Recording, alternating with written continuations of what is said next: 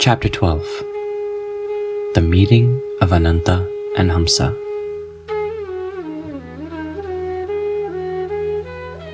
Sutta Goswami said,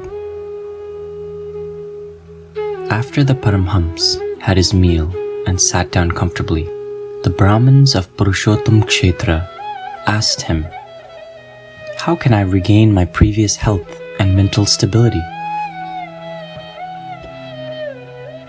The Paramahams understood the Brahmin's concerns, and so he looked at me and said, my dear Ananta, what are you doing here? Where is your wife, Charumati, and your 5 sons, headed by Buddha, as well as your house, wealth, and relatives? When did you come here, leaving them aside?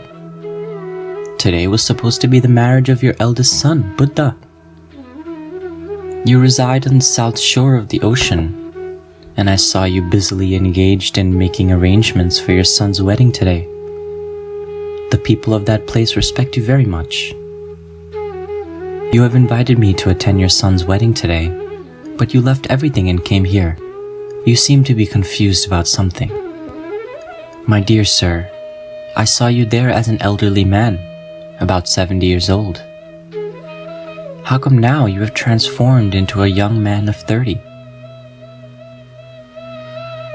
Are you really Ananta, or are you somebody else? Am I the same sannyasi who met you, or am I somebody else?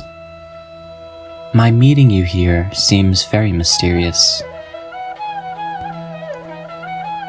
You are a householder who faithfully executes your occupational duties, and I am a beggar in the renounced order of life. Therefore, my meeting you here seems incompatible, like a conversation between a child and a madman. Alas, all this was the pastimes of the Supreme Controller's illusionary energy, which bewilders everyone within the 3 worlds. It is very difficult to understand this by mere common sense, unless one understands the Supreme Lord as being one without a second. One cannot understand the activities of Maya. After speaking to me in this way, the Paramahams turned and addressed the great sage Markandeya within the hearing of other great sages. O fortunate one, let me describe to you some events that will take place in the future.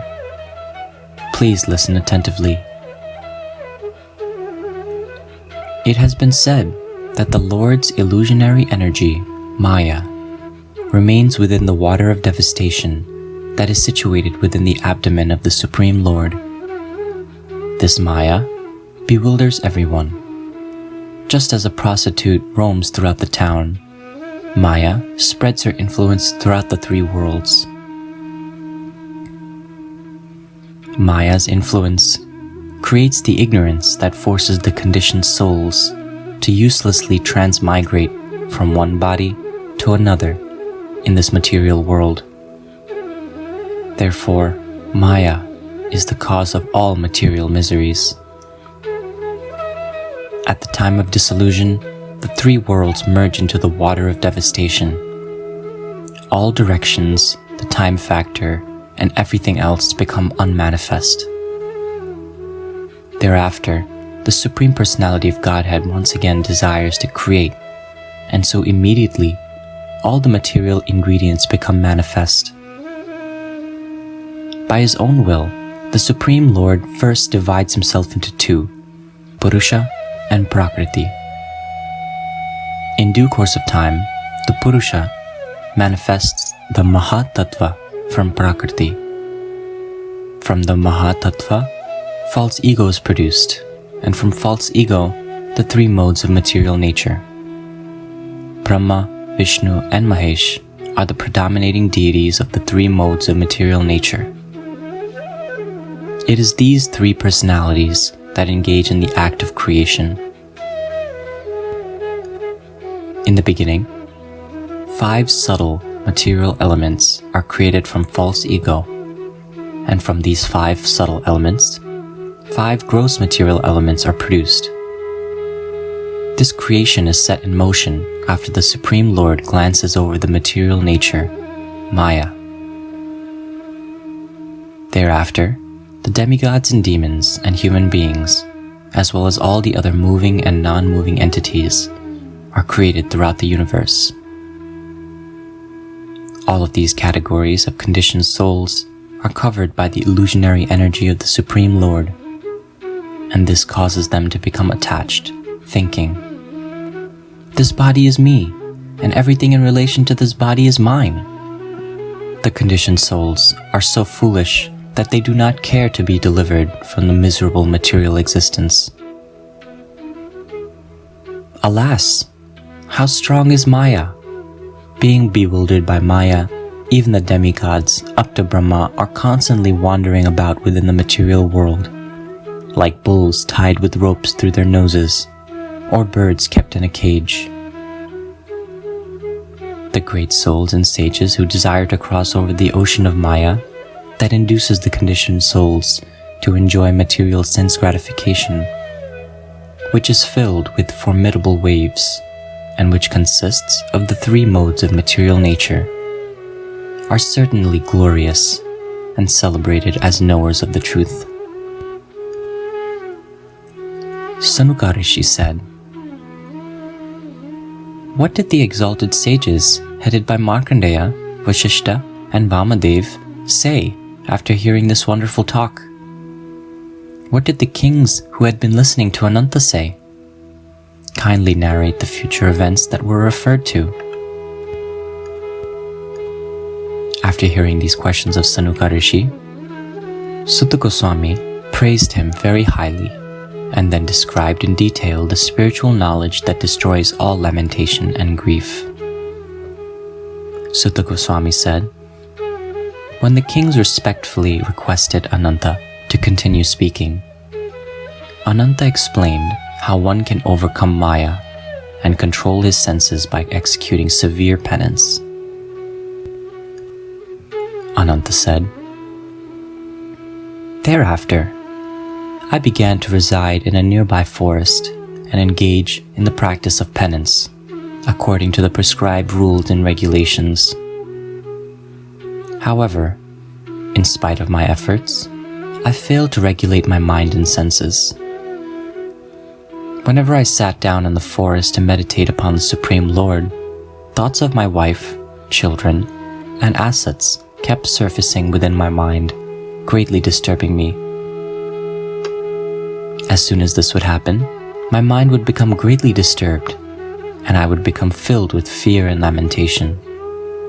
As a result, my meditation was broken. The mind can be controlled only when the senses are regulated. While thinking in this way, I resolved to conquer my senses. As soon as I attempted to control my senses, however, the predominating deities of the senses turned their attention upon me. The controlling deities of the 10 senses personally appeared before me and said, Ananta, we are Dik, Vayu, Surya, Pracheta, and Ashwini Kumars. We are Agni, Indra, Upendra, and Mitra. Although we subtly reside within your body, we have come now before you. You should not cause us harm by your severe austerity. Simply by performing severe austerities, you will not receive any benefit, nor will your mind or senses be controlled. Rather, because of torturing us, you will greatly suffer. It is a fact that even blind, deaf, and deformed people go to live in the forest, and yet they cannot resist thinking about material enjoyment. The material body is a house. The soul spirit is the owner of the house. Intelligence is the owner's wife, and the mind is a servant. We, the 5 senses, are also servants controlled by the wife of the house in the form of intelligence. The conditioned souls are forced to enjoy the fruits of their activities. the mind is certainly the cause of bondage or liberation. According to the directions given by Maya, the mind takes a greedy person here and there throughout the material world. Therefore, if you desire to control your mind, you should engage it in the devotional service of Lord Hari with determination. All reactions to karma are exhausted by one's engagement in the devotional service to Lord Hari. Thus, it is concluded that devotional service is the best means for achieving liberation from material existence. The understanding that living entities are simultaneously one with and different from the Supreme Lord should be cultivated. There is no doubt that devotional service to Lord Hari awards one transcendental bliss. Attachment to the gross and subtle bodies is destroyed by engagement in unalloyed devotional service. If you simply have the darshan of Lord Kalki, you will attain liberation from material bondage. Having been instructed in this way by the controlling deities of the 10 senses, I devotedly worshipped Lord Hari with a desire to see Lord Kalki, who dissipates the contamination of Kali. It is for this reason that I have come here. I was fortunate to see the form of the Supreme Lord, who has no material form. I touched the lotus feet of the Supreme, who has no material feet. I heard the words of the Lord of the universe, who never utters a material sound vibration. After saying this, Ananta offered his obeisances to the lotus-eyed Lord Kalki, the husband of Padmavati, and then departed in a joyful mood. After the kings heard the talks of the sage, they also began to observe vows while following the rules and regulations prescribed by the scriptures. Thus, like sages, they cleared their path to liberation by worshipping Lord Kalki and Shri Padmavati.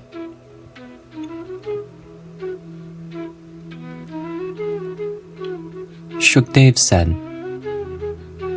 "Anyone who hears the story of Ananta will be freed from the clutches of Maya.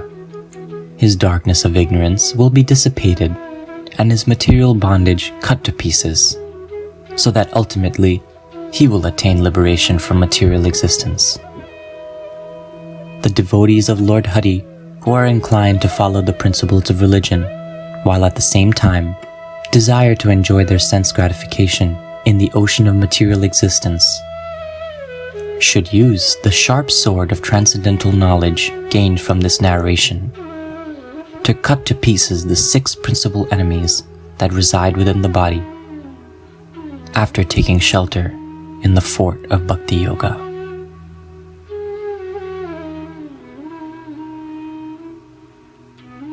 Thus ends the translation of the 12th chapter of Shri Kalki Puran.